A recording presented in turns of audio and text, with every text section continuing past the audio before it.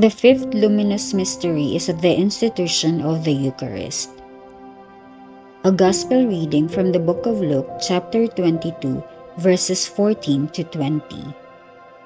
When the hour came, Jesus and his apostles reclined at the table, and he said to them, I have eagerly desired to eat this Passover with you before I suffer. For I tell you, I will not eat it again until it finds fulfillment in the kingdom of God. After taking the cup, he gave thanks and said, Take this and divide it among you.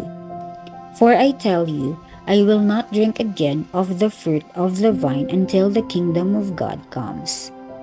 And he took bread, gave thanks, and broke it, and gave it to them, saying, This is my body given for you. Do this in remembrance of me.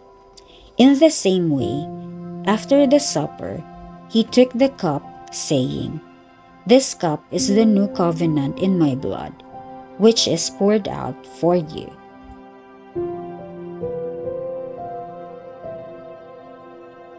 The meditation.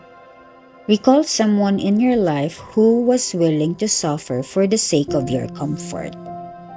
Are you willing to do the same for God's glory?